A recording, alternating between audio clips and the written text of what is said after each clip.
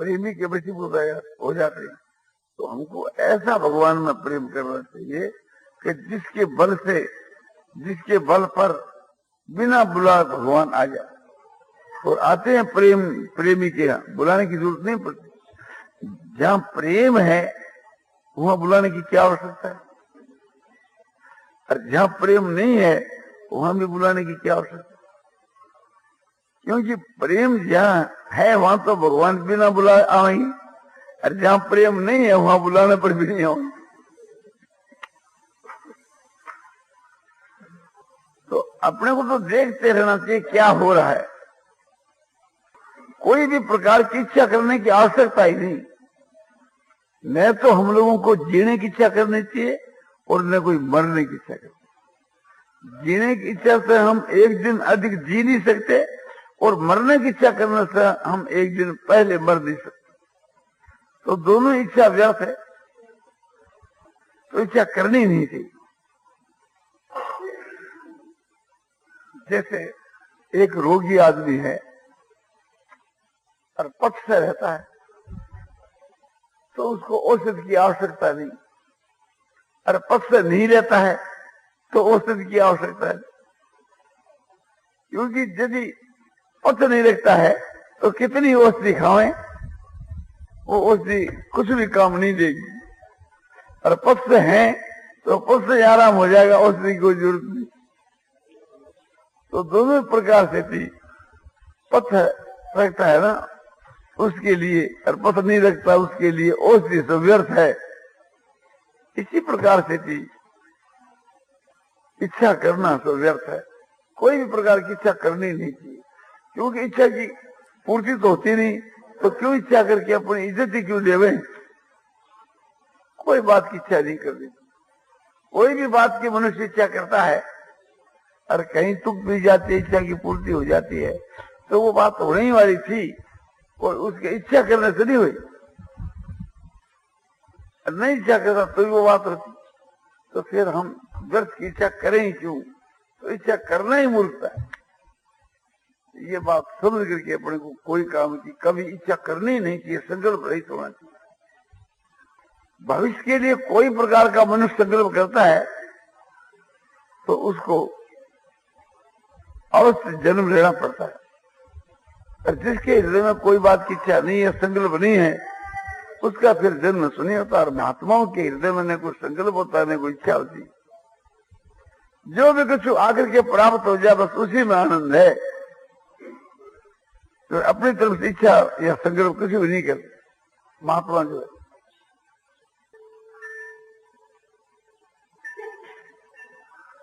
जिसे सर्वे समारंभा काम संकल्प वर्जिता ज्ञानाग्नि जगत कर्माण समाहु पंडितंग बुधा। ये से सर्वे समारंभा, जिसके सब आरंभ कामना और संकल्प से रहित है, और ज्ञानाग्नि से जिनके सारे पाप दग्ध हो गए, ऐसे ज्ञानी को पंडित लोग भी ज्ञानी मानते हैं। तो इस बात को ध्यान में रख कर देखिए, हमारी सारी चेष्टा ऐसी होनी चाहिए। ये से सर्वे समारंभ, जिसके सारे कर्म सम्यक प्रकार से होते हैं, कामना और संकल्प से रहित सारे कर्म उसके होते रहते हैं। क्योंकि और ज्ञानाग्नि करके जिनके सारे पाप दग्ध हो गए, ऐसे महापुरुष को ज्ञानी जन भी पंडित कहते, यानी पंडित भी उसको ज्ञानी कहते। तो अपने सारे कर्म वैसे ही होने चाहिए, कामना और संकल्प से रहित। अमुक काम अमुक तारीख में अवश्य करना है, यह तो संकल्प है, और उसके संकल्प के अनुसार करने की जो इच्छा होती है वो कामना है।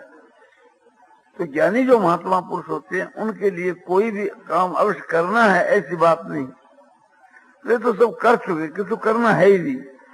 जो कुछ हो रहा है और वो साक्षी दृष्टा होकर के देख रहा है, दृष्टा साक्षी होकर देख रहा है, ये भी एक प्रकार समझाने के लिए। उनकी तो गति निराली है। तो ये आपको बताया, एक तो आपको ये साधन बताया कि भगवान की शरण होना चाहिए, दूसरा ये साधन बतलाया कि भगवान में, ईश्वर में, महात्माओं में, शास्त्रों में, परलोक में श्रद्धा होनी चाहिए, श्रद्धा से ही मुक्ति हो जाती। तीसरा बतलाया कि प्रेम होना चाहिए भगवान के वहन से, केवल प्रेम से कल्याण हो जाता है। और भी साथ में हो तो अच्छी बात है, केवल प्रेम से कल्याण हो जाता है।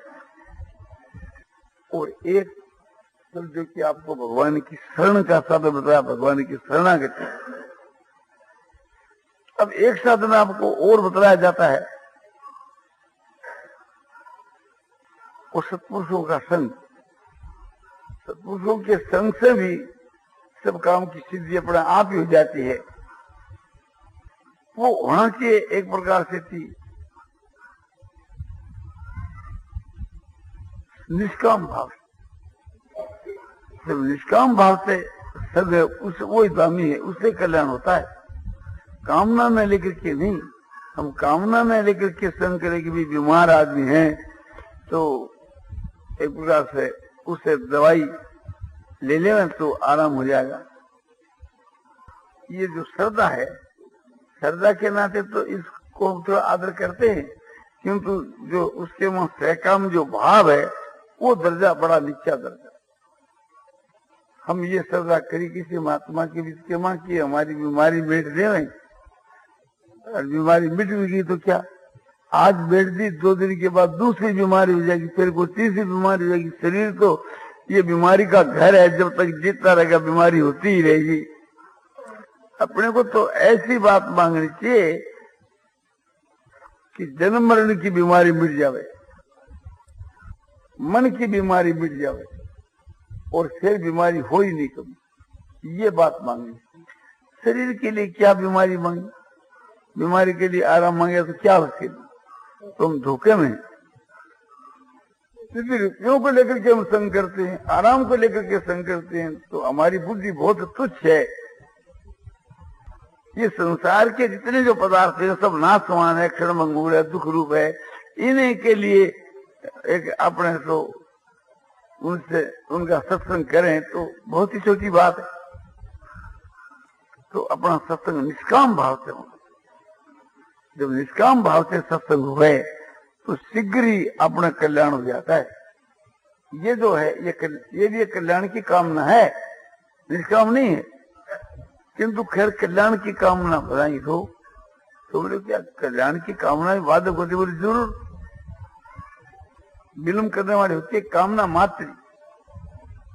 तो फिर कैसे, बोले अपना कर्तव्य समझ करके सत्पुरुषों के साथ के वहां संग करना प्रेम करने के समान दूसरी वस्तु है ही नहीं संसार में। इस दृष्टि से प्रेम करना चाहिए और मुक्ति के लिए नहीं। मुक्ति तो एक प्रकार से थी, समझो कि बिना इच्छा के बलात्कार से जबरन हो जाती, उसको मुक्ति को तुम धक्का दे में, ठुकरा दे में, तो वो लौट कर वापिस आती। तो उसकी इच्छा वो क्या कर, इसमें तो सत्संग का मूल्य घट जाता है। इसी बात को रख करके तुलसीदास जी कहते हैं कि तात स्वर्ग अपवर्ग सुख है, धरिये तुला एक अंग।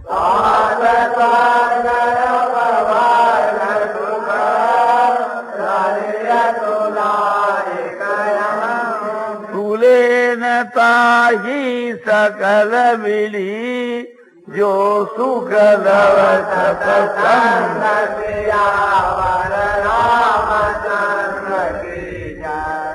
सीता।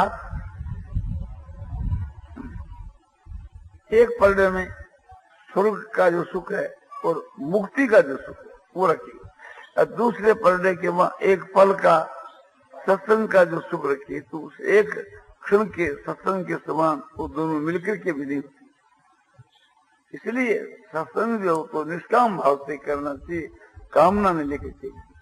बोले मुक्ति की कामना लेकर करे तो क्या है, थोड़ी बार के बाद से मान लो आप किसी एक महात्मा का संग करते ही मुक्ति के लिए कि इनके संग से हमारा कल्याण हो जाएगा, और फिर किसी कारण से थी आपके ये बात जच गई क्योंकि मुक्ति जो है वो तो अपने साधन से ही होगी। इनके संग से हमारी मुक्ति हो जावे ये तो संभव नहीं। क्योंकि अच्छे जो पुरुष है वो तो कहते भी हमारी ये सामर्थ्य नहीं कि हम किसी की मुक्ति कर दें, तो ये कहते ही हैं। तो इनके संग से मुक्ति की तो कोई संभावना नहीं। तो पहले जो हमारा ये जो लोभ था इनके संग से हमारी मुक्ति हो जाएगी, उस समय में जो हमारी सरदार प्रेम था वो जब ये हमारी आशा उठ जाएगी कि इनके संग से मुक्ति संभव नहीं, तो वो सरदार वो प्रेम हमारा नहीं रहे, तो हमारा तो नुकसान हो गया ना। और वो सरदार वो प्रेम हमारा यदि कायम रहे तो कब रहे कि वो मुक्ति जो है, मुक्ति और मुक्ति ये दोनों एक प्रकार से जो इच्छा है सो है कि पिशाचिन ही है, इनकी दोनों की इच्छा नहीं करनी चाहिए। महात्मा लोग जो प्रेम करते हैं, वास्तव में जो महात्मा वे जो प्रेम करते हैं तो वे क्या मुक्ति के लिए करते हैं कि भोगों के लिए? बोले नहीं तो भोगों के लिए करते हैं न मुक्ति के लिए करते, तो उनका भी तो कोई लक्ष्य है ना। तो ऐसा ही लक्ष्य हम रखें, क्यों महात्माओं का लक्ष्य तो ऊंचा ही होता है। बोले उनका जो प्रेम तो निष्काम ही है। तो जब निष्काम का दर्जा ऊंचा है, निष्काम उनका प्रेम है, तो हम निष्काम ही करें। तो मुक्ति की इच्छा नहीं रखने पर भी बलात्कार से मुक्ति हो जाती है। ये जो एक प्रकार की मान्यता है वो भी सूक्ष्म मुक्ति की कामना है। कि हम मुक्ति की इच्छा नहीं भी रखेंगे तो हमारी मुक्ति तो निश्चय हो ही जाएगी, वो तो रिजर्व है, चाहे हम कामना नहीं करें। जो होने वाली बात तो होगी, भोजन करने से क्षुधा की निवृत्ति होगी, जल पीने से पिपासा की निवृत्ति होगी, ऐसे सत्संग करने से मुक्ति होगी, वो तो होगी, हम इच्छा करें चाहे न करें। बोले ये जो धारणा है, ये जो मानता है, ये इसके पेट में भी इच्छा है। तो बोलो महात्मा पुरुष इस प्रकार से जिस उद्देश्य से करते हैं उस उद्देश्य से हमको सब प्रेम करना चाहिए। महात्मा लोगों का लक्षण, भगवान के भक्तों का लक्षण देखो, अद्वेष्टास्त्र भूतानां मैत्री करुणे से, वे सारे भूतों में द्वेष भाव से रहित होते हैं और सब में ममता रहित, अहंकार रहित प्रेम करते हैं, सब पर दया करते हैं और क्षमावान होते हैं, सुख दुख में सम होते हैं। तो ये जिनके विशेषण बताए वहां तो समझो कि स्वार्थ की तो गंदी नहीं है और दया प्रेम है। तो जिस प्रकार से वह दया और प्रेम करते हैं इस प्रकार से हम भी करते हैं, कर सकते, हमको भी करना चाहिए। अब भगवान की तरफ ख्याल करो, भगवान सबके सूर्य है ना। सूर्य का मतलब क्या कि बिना कारण दया करना और प्रेम करना। तो ये बात भगवान में देखने में आती है, बोले आती है। तो भगवान का जो लक्ष्य है वो ऊंचा कि हमारा, बोले भगवान का, तो फिर भगवान के लक्ष्य के अनुसार ही हमको भाव अपना बनाना चाहिए, अपना कर्तव्य समझ करके सब करना चाहिए और कोई कामना को लेकर के नहीं, मुक्ति की भी कामना को लेकर के नहीं। तो ये उच्च कोटि का दर्जा है। इस प्रकार से हमको प्रेम करना चाहिए। सत्संग हमको निष्काम भाव से सत्संग करनी चाहिए। यदि निष्काम भाव से हम सत्संग करें तो परमात्मा की प्राप्ति तो बलात्कार से आएगी, न चाहने पर उसका ठुकराने पर भी एक प्रकार से मुक्ति होगी, किंतु हमारे को इच्छा नहीं करनी। और परमात्मा की प्राप्ति के उपाय और बहुत से उपाय है। गीता का जो स्वाध्याय है इससे भी आत्मा कल्याण हो जाता है।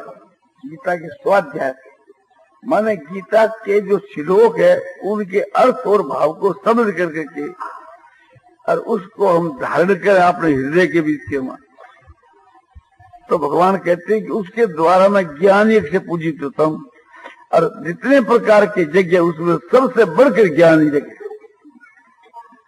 तो फिर क्या, तो भगवान खुद कहते हैं गीता की थारी अध्याय के 17 के श्लोक में, जो इस गीता शास्त्र का अध्ययन करता है उसके द्वारा मैं ज्ञान यज्ञ से पूजित होता हूँ। वो ज्ञान यज्ञ तो कर रहा है। तो स्वाध्याय बहुत उच्च कोटि की चीज है। स्वाध्याय से हमारी मुक्ति हो जाएगी, ऐसी कामना न करके कि अपना कर्तव्य कर समझ करके स्वाध्याय करना। गीता के जो श्लोक और भाव है, इनमें हमारा समय बीते तो कितनी हमारे लिए गौरव की बात है, और हमारे लिए कितनी समझो कि उत्तम बात है। इससे बढ़कर है क्या और करेंगे क्या? क्या दिन के बीच के वहां बैठे पत्थर फोड़ेंगे या किसी की निंदा करेंगे? ये तो सबसे बढ़कर उस कोटि का भाव है कि हमारा समय समझो कि स्वाध्याय के वहां जाना, और वो हमारा स्वाध्याय समझो कि भगवत अर्थ हुए, भगवत प्राप्ति अर्थ हुए और भी उत्तम है। और वो हमारा स्वाध्याय माने निष्काम भाव से हुए तो वो भी उत्तम। कोई भी कामना नहीं करे, मुक्ति की भी कामना नहीं करे, परमात्मा की प्राप्ति भी की भी कामना नहीं करे, तो इस प्रकार का जो निष्काम भाव होता है, वहां भगवान बिना बुलावे आते हैं। भगवान को बुलाना नहीं पड़ता। भगवान प्रेमी ठहरे ना। जहाँ अधिक प्रेम होता है वो ज्यादा व्याकुल होता है, वो ज्यादा समय तक बिना मिले रह नहीं सकता। और जिसका थोड़ा प्रेम होता है वो तो एक प्रकार से न मिलने पर भी कोई बात नहीं है, क्योंकि थोड़ा प्रेम है। और अधिक प्रेम होता है वो तो व्याकुल हो जाता है प्रेम के लिए, वो बिना मिले रह नहीं सकता। तो फिर हम बुलावे क्यों? जो आदमी इस रहस्य को समझता है कि भगवान को बाध्य होकर के आना पड़ता है जहाँ प्रेम होता है, तो हमारे में जब प्रेम नहीं है तो भगवान बुलाने पर भी नहीं आवेंगे। और जब हमारे में प्रेम हो जाएगा तो भगवान बिना बुलावे आवेंगे। तो बुलाना तो व्यर्थ ही है। तो ये सोच करके हम कड़ा होकर के रहें, और ये धारणा हृदय में रख करके रहें कि एक प्रकार से उसको अवश्य आना पड़ेगा, उसको निश्चय आना पड़ेगा। कोई जरूरत नहीं अपने को बुलाने की। वो जब एक प्रकार से उचित समय जब उससे नहीं रहा जाता भाव, और जब तक रहा जा सके रहे अपने को, क्या वो भी रहता है तो हम भी रहेंगे। तो ये एकदम निष्काम प्रेम भाव, ये भाव था प्रहलाद। प्रहलाद ने कभी अपने दर्शन के लिए पुकारा नहीं, बुलाया नहीं। बोले हमको क्या जरूरत बुलाने की,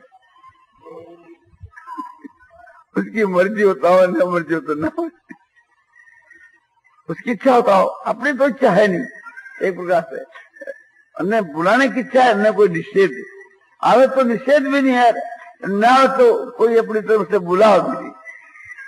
ऐसा धारणा करके देखें तो प्रेमी को आना ही पड़ेगा। हम संसार में देखते हैं कि प्रेमी को बुलाना नहीं पड़ता। जहां बुलावा है वहां प्रेम कम है। तो इस प्रकार से ये आपको साधन बता रहा है। ऐसे ऐसे बहुत से साधन हैं। तो आपको 1 घंटा के बीच के वहां ये इतने साधन बताए।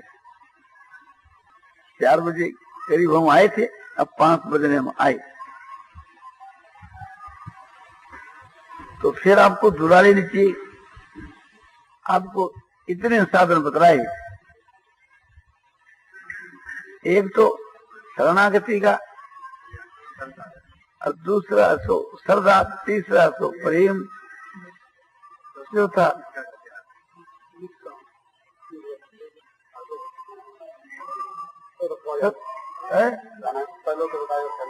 शरणागति और स्वाध्याय। निष्काम तो सबके साथ, निष्काम तो सबके साथ नहीं है। वो तो निष्काम तो भाव है। निष्काम भाव से सत्संग करना चाहिए, निष्काम भाव से स्वाध्याय करना चाहिए, और निष्काम भाव से भगवान में प्रेम करना चाहिए, और निष्काम श्रद्धा हमारी होनी चाहिए, और निष्काम भाव से भगवान की शरण होनी। खास 5 उपाय निष्काम भाव से होने के बाद। देखो मैं बताऊं, शरणागति और श्रद्धा और प्रेम और सत्संग और स्वाध्याय, इसका ये कहना है कि कुछ और कहो। जो सबसे बढ़कर के साधन है और सब साधनों का फल है, वो है परमात्मा का ध्यान। हर वक्त परमात्मा के स्वरूप का ध्यान रखना चाहिए हमारे को। और चाहे कुछ भी न हो, चाहे जप भी मत हो, चाहे सत्संग भी मत हो, और चाहे कुछ भी मत हो, परमात्मा का ध्यान रहना चाहिए। तो परमात्मा का जो ध्यान है उसके वहां प्रसन्नता, शांति, आनंद प्रत्यक्ष है। किंतु प्रत्यक्ष जो शांति, प्रसन्नता, आनंद है उसके लिए हमको ध्यान नहीं करना। और ध्यान का फल क्या है कि परमात्मा की प्राप्ति। तो परमात्मा की प्राप्ति के लिए भी हमको ध्यान नहीं करना।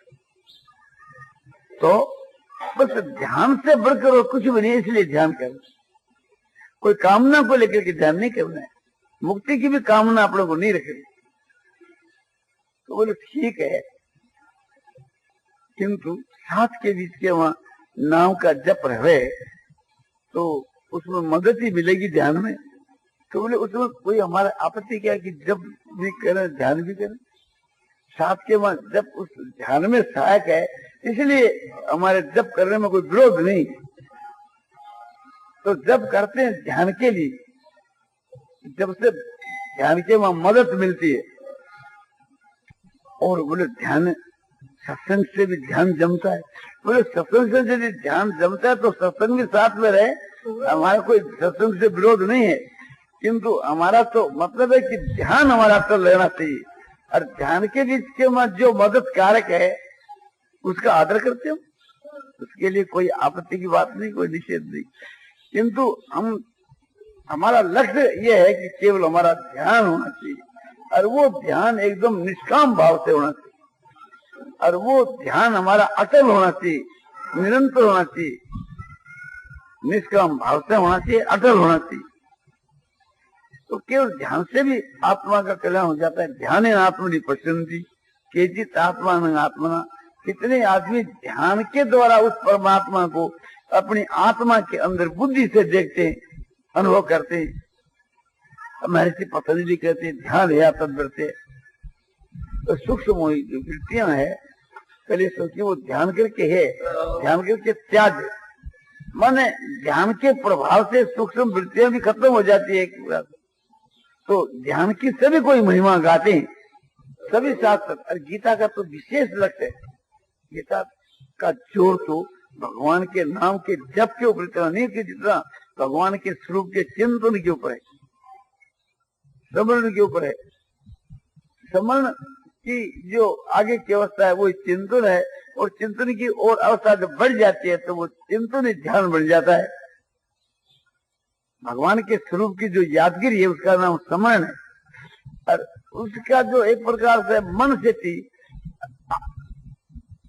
स्वरूप पकड़ा रहता है, उसकी आकृति भूलते नहीं है, वो होता है चिंतन। और वो ऐसा हो जाता है कि अपने आप का बार का और का ज्ञान ही नहीं रहे। एक तांता ध्यानम, एक तार समझो कि उससे का ध्यान निरंतर बना रहे, वो तो ध्यान का स्वरूप है। तो परमात्मा का जो ध्यान है वो तो बहुत ही उत्तम है। तो परमात्मा की प्राप्ति तो ध्यान से शास्त्र में बतलाई है। किंतु अपने को तो परमात्मा का ध्यान इसलिए करना है कि ध्यान से बढ़कर कुछ भी नहीं। जितने जो साधन है वो ध्यान के लिए है, और ध्यान है तो परमात्मा के लिए है। किंतु हम एक प्रकार से ध्यान तो करें और परमात्मा को नहीं बुलावें तो परमात्मा समझो कि अपने आप ही वहां आते। तीक्ष्ण जो है जो भगवान से मिलने के लिए जा रहा है तो उसका ध्यान अपने आप ही हो गया। और ऐसा ध्यान लग गया कि फिर भगवान आगे उसका ध्यान तोड़ाना चाह रहे तो भी नहीं टूटता है। तो भगवान कितने खुश हो गए उसके ध्यान को देख करके। उसके ध्यान को देख करके भगवान ऐसे मुग्ध हो गए। बोला यदि ध्यान न हो तो भगवान के केवल नाम का जप ही करना चाहिए। भगवान के नाम के जप से, भगवान के भजन से भी समझो कि परमात्मा की प्राप्ति हो जाती है। क्योंकि भगवान के नाम का जप करने से भगवान में प्रेम होता है, और भगवान के वहां प्रेम होने से समझो कि भगवान की प्राप्ति हो जाती है। इसलिए नाम के जप से भी परमात्मा की प्राप्ति हो जाती है। नाम के जप से सारे पापों का नाश हो जाता है। नाम के जप से परमात्मा के स्वरूप का ज्ञान हो जाता है। नाम के जप से भगवान उसके बस में हो जाते हैं। नाम के जप से उसकी आत्मा का उद्धार हो जाता है। तो सारी बात नाम के जप से हो जाती है।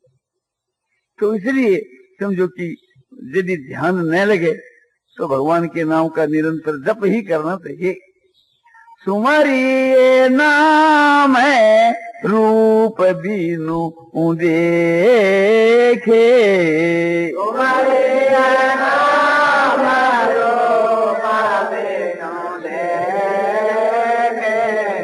होत हृदय स्नेह विशेखे,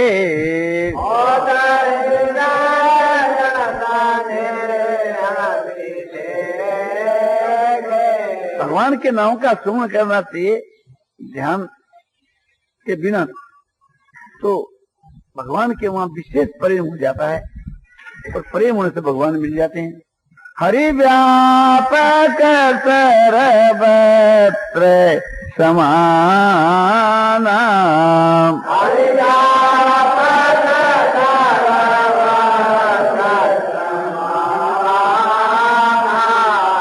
प्रेम ते प्रगट हो ही मैं जाना,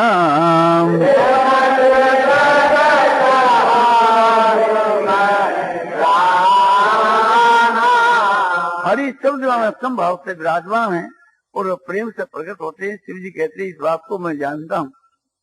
नारायण नारायण नारायण शिव नारायण नारायण शिव नारायण नारायण